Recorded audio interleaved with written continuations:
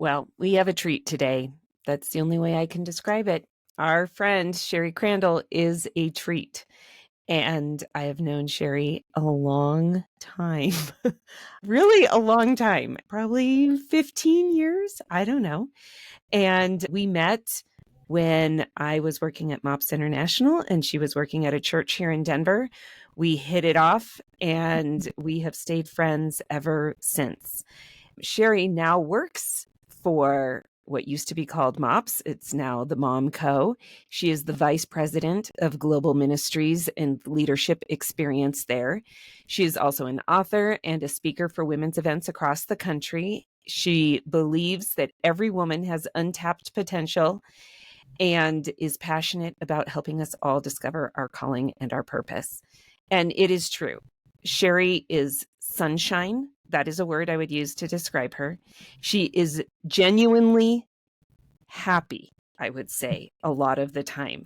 And I don't say that about many people. And I remember one time, Sherri, you told me, I don't know, God just gave me capacity to have lots of energy and do lots of things. And I cannot tell you how many times I have thought of that, because you do have this natural energy that I don't think people can just will up. It just exudes from you because it is who you are. Sherri is the mom to 4 adult children and has been married to her husband, Rusty, for 39 years. And they live in Colorado. Again, they had a little stint in Nashville, but they're back in Colorado, which makes me happy to have Sherri so close.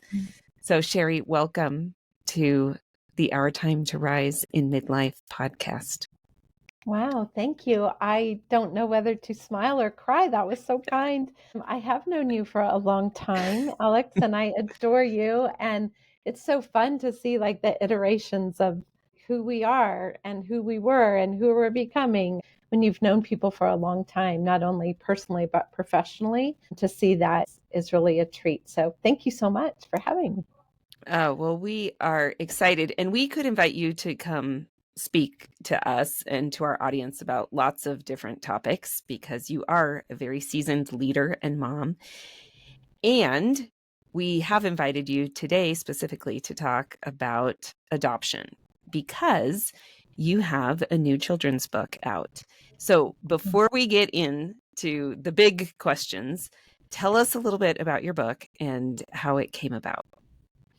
Well, thank you. Yes, I have a new book, and it's so fun to say that I'm a published author because I am the little girl, grown up version, of course, now, but who lived in the library at school, who always had more books than she could carry home in her book bag.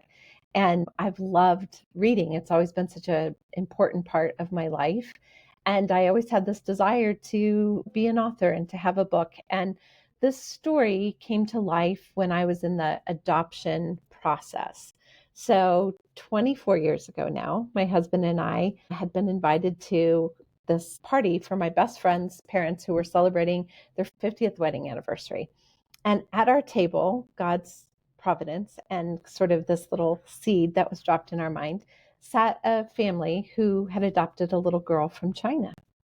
And to make a long story short, I had had some issues trying to have kids, and then having kids was not an easy thing. But we had 3 little boys. And as I sat there that night, I was like, oh, I would love to have one more baby. And I couldn't. And so on the way home, I said to my husband, would you ever consider adopting? And like maybe adopting a little girl from China? And he said, yeah, I would.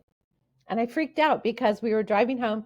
I can tell you we were from Colorado Springs to Denver, where on the highway we were when he looked at me very sincerely and said, yeah, I would. And I was like, oh my gosh. So we didn't want to tell anybody because we wanted our decision not to be kind of swayed by anybody's opinion, because we didn't know anybody who had adopted. So it was really weird. Like we were going to be the first of the people that we knew. So I called this couple. My friend gave me her number. I connected with her. She connected me to the adoption agency that we ended up using. Greatest people on the planet. And it was about an 18-month process. So during that process, we were camping up in Colorado on our family's property. And the kids were restless. I had 3 little boys with lots of energy. So I said, "You need to take a nap." And then I was thinking, I want to make up something to keep them excited about this process, because you can't explain to a 9-year-old, a 7-year-old, and a 4-year-old that we're in the process and it takes a long time and there's paperwork and there's ups and downs and all the stuff. So I just made up the story when they were sleeping and I wrote it down in my son's science notebook. And I just wrote some ideas and then I told it around the campfire and they were nuts over it. They're like, say it again, say it again. And then I couldn't really remember, what I said because I had just made it up. So I wrote down some more notes and then it kind of evolved over the years. And then I read it at story time to their classrooms. And then it just kind of sat on my computer for a long time. And once the kids got out of elementary school, you're not headed to the football team going, "Would you like to hear the story about a little butterfly that's adopted?" It's all animal characters, and all my kids are named in the book. And it's how a hawk, this big bird, finds this little tiny, delicate butterfly, and how the butterfly becomes his sister. It just evolved over the years. And then most recently, I was part of a writing and speaking, I would say, the community called Creatives. So shout out to Allie Worthington and Lisa Whittle for this amazing community they created. And I sat at this retreat and we had to tell someone like what was in our heart or in our mind or a project that maybe, and I said out loud, I have this children's story. And there's people at the table and they're like, tell me more about it. And then all of a sudden everyone's like, oh, you need to publish this. You need to do this. And I was like, ah. And that was like 4 years ago. So it took me longer again. And last fall, I think it's important to share the story because I know we're talking to an audience that's like middle aged. And I think sometimes we think like, oh, that was my 20-year-old dream. I think it was always my dream, but now I'm much older than 20. And so last fall at MomCon, which is our big conference for MomCo, I was interviewing Annie F. Downs. And she had written a book about her sister's son who died and was an infant. And she said something really powerful. She said, we all have a story to share, and then we have to trust God to put it in the hands of the people that need to hear it. And it was like, I felt like it was only Annie and I in the room, and almost like God was saying, did you hear that? I came home and I said to my husband, I think now's the time to tell the story. So we went down the road to, figuring all this out and working with publishers and editors and all the things. But it was a long process, but that's how it came to be. And now it's in real life. Like I can hold the book in my hand and it's a really sweet story. I do think that's important for people to hear at this point in our lives, that sometimes the story that God gave us to tell doesn't get told for a long time. And that could be in the form of a book, but for many of us, it even could just be the words we say out loud or something else that we make that is a project that we've been putting off for years and years that now could be the time. You didn't say it's been too long. You said, I think now is the time. So thank you for sharing that. Yeah, it took me a minute to get there, but I would also say I was encouraged by my own kids, my husband, and these women, because I think I had this like, well, I can speak and talk about mothering and leadership and all the things I feel comfortable with in my role. But a children's book author, that seemed a little out there. Like, am I really qualified to do that? And so, for whatever reason, we get confident at a certain age, and then there's this middle age dip that we kind of go, oh, am I qualified? Even though we've been doing these things, yes, you're more than qualified. So why do we like dip again in this little like, oh, I don't know. And so it's so great to be that person for someone else to cheer on their dream and let them know that it's never too late. You got an idea, put in the work and make it happen. So great, Sherri. And I'm so excited for this children's book to just go everywhere because I think it should. It's incredible. And I got a sneak peek when we were together in Nashville. So that was so fun. But, Thank you. today we really are talking about young adults and adoption. And I think there are so many resources as you're raising kids for that, but not as many for young adults. And I would just love to start by asking you the messaging that you gave to your daughter, and she's given you permission to share as, a young person. How is it different now with Lexi being a young adult? Well, I think it's interesting because when she was little, we got her when she was 10 months old, and she's Chinese. For those of you who don't know me, I'm very blonde, blue-eyed. Okay, so I'm very much your basic white girl. You're not Chinese. So I'm not Chinese at all. And so obviously from the beginning, she didn't look like the rest of us. And my husband has hazel brown eyes. And when she was really little, she'd say, Daddy and I have brown eyes. She didn't even really grasp the fact that she looked different until she went to school and people would say, is that your real mom? Mm-hmm. Or in the church nursery, when we had moved to Indiana and people didn't know us yet, they would always try to give me the little blonde girl and the Chinese lady, my daughter, so it was like because we looked the same. But she didn't catch on to that. Little kids really don't catch on to that. And so we had a good friend who is a psychiatrist, which I always say it's great to have a good friend who's a psychiatrist. And he said, you let her lead the way. Because we saw other people who were forcing, like, you're adopted. We don't know your story. You were abandoned. Like your little 5-year-old self, they already have these feelings of like something is off, or I felt sad about this, or abandoned because she was. That is the reality of that. But we didn't need to like then bring it up and air it and show and talk to her about it and make sure she was okay with it. We just loved her. And then when she had questions, we would answer to the best of our ability. Lexi's also a very introverted person. I was going to say child, but she's a woman now, so she's not a child. But she's always been introverted. And so with her feelings, she lives with a family of very loud people. My husband's introverted, but the rest of us are like a little much. We're like, woo, all the time. It's that energy I talked about. It is. It's like I can't help it myself. Like I only drink 1 cup of coffee a day because if not, you wouldn't want to be around me. But I think that was hard for an introvert, and not knowing that maybe some of those traits really did come from her birth mom. So our friend, the psychiatrist, said, just let her lead the way. So when she has questions, answer to the best of her ability. We had her enrolled in Chinese school.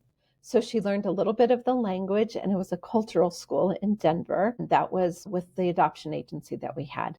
Amazing. So we learned about the different traditions, the language. She was a Chinese cultural dancer. That's a troupe that they had. And so she would perform. As a matter of fact, crazy, I remember seeing you at like there was a Polynesian thing you were doing, and my daughter was doing the Chinese dance. And that's a fun memory. And all of a sudden, she just loved doing the dance, really until she got into high school. And so at each age, we would let her lead with questions. And what was hard is I didn't have answers to a lot of those questions. Then as she became a teenager, I think it got harder. And then I didn't know, is she just being a bratty teenager, or is she having adoption issues? So then again, I would talk to my friend and he would say, I think she's being a bratty teenager because my teenager's doing the exact same thing. So I had to know like, oh, okay, I can't blame everything on adoption. And so we really didn't start talking about adoption until she went away to college. And that's for our family when things started to really change, because she moved to an area of the country that has a lot of Asian influence. And so she started to see other Asian families. And all of a sudden, because where she grew up, it's a very white town, not a lot of diversity. And so she was one of the Chinese kids. And so then all of a sudden she was surrounded by Chinese people. It brought up a lot of feelings and a lot of questions. So I tried to, again, let her lead in that. And it wasn't really until the last couple of years that we've had really deep, meaningful, hard, sad conversations. But what you're ready for as a 5-year-old isn't even what your mind could possibly conceive as a 23-year-old. So age appropriateness, young adults are hard no matter who you are. They're making big decisions. We all have them. Your college kids, you're like, You did what? Oh, interesting. Okie dokie then. We have a son who is also a country music singer, and we find out things sometimes when he's interviewed on certain things, or in People magazine, where he said some things that he did in high school that we were like, oh, fascinating. We just read the article. So I have people calling me. What you talk about with your teenagers is different than what you talk about as young adults. Mm-hmm. And they start to get this freedom that they can talk more about things that they did or are feeling as they get to be young adults. Mm-hmm. So I would say that this book brought up some really serious feelings for Lexi that were hard. And there was a point where I almost was like, I don't know if I want to release it. Like, if it's going to make this feel worse or sad, that's not the goal. The goal was to honor her and to honor our family's decision to adopt. When I was working with my editor, she said, this part of the story, when you talk about Lexi's mom, this butterfly, the little butterfly's lost in the book, I think it needs to be a little deeper. Can you go there? Mm-hmm. And I said, I don't think so, unless I talk to Lexi, like my Lexi. I don't think I can do that. So I got up the nerve and I called her and I said, hey, I want to talk to you about the book. And she's like, yeah. But then we got really serious about it because I either had to, like, what I say, full Disney-esque, like kill the mom in the book, or I have to be like that she can't take care of her daughter anymore because she was injured, or just kind of ignore it, how I did in the original manuscript. But that didn't feel right either. So I said, Lex, what do you think I should do? And she said, well, don't go Bambi on me. But also, this was something she said, I think that my mom couldn't take care of me, or she wouldn't have abandoned me in the first place. And so I know that, and that's probably a better way to write it. So that night, I went back into my little writing bedroom in Nashville, where I was living at the time, overlooked the Ryman Auditorium, which is just at night amazing and very impactful. And it was such a starry, it was a dark night and it was really starry. And my husband was out of town on business. So it was just me and my computer. So I wrote this part of the story that just said her mom was injured, but also looking into the night sky. So when you read the book, there's a page that's very distinct about that, that is sort of honoring to her mom. So we now have had deeper conversations, Krista, and I think it's not an easy thing. Some kids that we know, we have a lot of friends who then since adopted, since we did. Crazy, we can connect now 25 families who decided to adopt because we sort of led the way in this adoption thing. And it's beautiful to see. We're like the United Nations. There's kids from all over the world. And each one has handled it differently because we're all very different. And each one of their stories, you can't just use the word adoption as a blanket statement if you've adopted. Every story is very different. It's very personal. Yeah, I work with a lot of families now that have adopted older kids. They come with a knowledge and relationships that also sometimes are able to stay connected. I mean, when you adopt through foster care, often you have connection to grandparents or aunts and uncles, and adoptive parents who really want to help kids maintain those biological family roots so that when they do get older and those questions come up, there are people who can answer them. And also, it's just less traumatic when you're older and have those relationships. What would you say to a parent? Because we probably have some parents of adoptees who are now teenagers and young adults, who has someone in their home that's been adopted who is pushing back because questions of identity are coming up. Just from your own community of families that you know, what words of wisdom do you have to a mom who maybe is personally feeling hurt right now because her teenager is pushing back in what might be some normal teenage ways, and also might be some adoption undertones or even blatant overtones? Yeah, teenagers, not always, but oftentimes can kind of be ugly. Mhm. And they can say really hurtful things because they're trying to push back against, like, you're not the boss of me. Mhm. I'm an adult, even though they're 17 or whatever. Or I like to do it this way. I'm not going to do it. Your way is actually stupid. Well, you add an adoption layer that says, not only is your way stupid, that might not even be my way at all, because I'm not really a part of that heritage. So that can be hurtful, because I think oftentimes those of us who've adopted, we forget that they're adopted. Like, I know my Mhm. daughter's Chinese. I know. So, but now she's 23. So when we go somewhere and someone says, "Oh, is that your daughter?" I'm like, "Yeah." I mean, I forget, like, that's a fair question. It could be my friend, it could be my niece. They don't know that it's my daughter, but I do. And I just assume that. So I would say, don't take everything so personal. Step back if you can. And it requires a lot of strength. In my situation, I think it requires a lot of prayer to be like, Lord, help me not say something in the moment. Because as a mom, especially ladies, those of you who have teenagers or a little bit older, we all have said things in our own anger, frustration, because we're normal, we're human, that I'm not like super proud of, or that I go, well, that was just really mature and amazing that I said that, because you're hurt or because you're Mhm. angry. And Mhm. so know that we all lash out. It's just that at times adoption adds this one other layer that Mhm. can make it a little more difficult, because I never want my daughter to feel like she for 1 second wasn't loved. That for one Mhm. second that someone thought, because it's big feelings when you go there. So I try and put myself in her situation and go, how would I feel if I know the person that gave birth to me then had to make this terrible decision to not be in my life forever? And China has a lot of complications because there's political complications. And just as of last year, there's no more adoption Mhm. happening with Mhm. that country.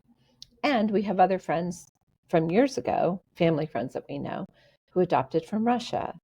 I've met Romanian adoptees, I've met Guatemalan. All those countries have been closed.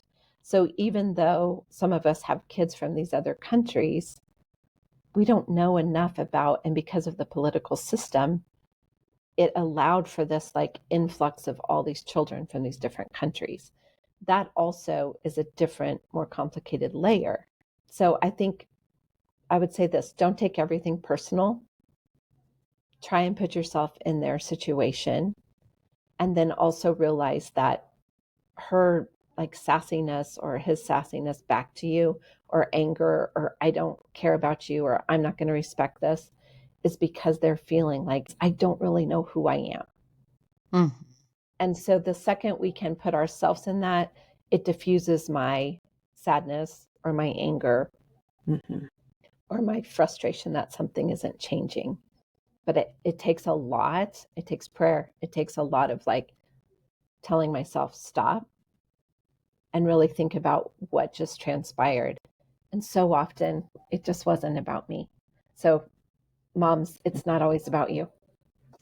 Yeah, I was thinking as you were talking just about all the people in my life who have been adopted and how they have such, I mean, as they would, but just such different ways of addressing those questions. And some want to talk about it a lot, and others don't want to talk about it at all as young adults. And they feel like they've moved on. I mean, it is hard to know as a Mhm. parent how to enter into those conversations. And in some ways, your book was a catalyst. And so that was a gift to your family. That was, an opportunity that came about because of something, which is so cool. Like God called you to do something that ends up being a catalyst in her Mhm. life. I think that's really beautiful.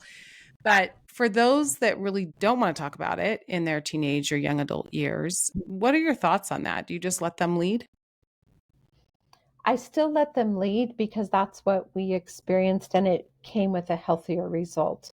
However, I did provide the opportunity for Lexi, because she doesn't want to talk to me about it because she loves me. She doesn't want to hurt my feelings. Mm-hmm. but she was okay to talk to a therapist about it. Mm-hmm. Or now she is in love, so she's happy to talk to her boyfriend about it. And you know this with all of our adult kids, that letting go of all of a sudden when they're in love or that they have somebody else that they can confide in, and it used to just be you. That's part of our change and our phase of life, is knowing truly when to let go and allowing them to become their own people. That Mm-hmm. doesn't mean that I might be the person. Now, I would say we're very close, and she would say that. She says that out loud. But I gave her the opportunity by saying, you know, sweetheart, I think you're still really struggling with this. And I think I'm not the best person because we don't know how to talk about it. And I know you don't want to hurt my feelings. But would you think about, would you pray about, would you consider talking to a professional that could help you with that? And at first she was super resistant to that too. And then all of a sudden she's like, yeah, I think that would be a good idea. So sometimes we just have to approach the subject and say, what if you did it this way? And also, there's a lot of therapists who work specifically with trauma related to being adopted, especially foreign adoption. So you can find them. It's not hard. Mm-hmm. You know, we now live in the age of like Google it, but you can find great people who can help you with that. And the best gift is to give them those options, because if they think you're the only option, that might not be the best option for them. Mm-hmm. And then they can process. You can check in and say, hey, is there anything that I could be doing better, different? Because I know myself, I tend to be defensive. Like, well, I would never say that, or I would never do that because I love you. But that doesn't change that. Like, two things can be true at the same time, right? Like, my motive is very pure in that I would never do that intentionally. But the reality is that's how she received it, or that's truly how she feels. I wasn't the one who was abandoned or adopted. Mm-hmm. So I don't get the right to go, well, you shouldn't feel that way because you're Right. so loved. Well, she is, and she knows that. But she also has every right to be sad, angry, confused by that too. Mm-hmm. Yeah, gosh, it is such a unique time in a person's life when they are thinking, okay, now I'm an adult. Yeah.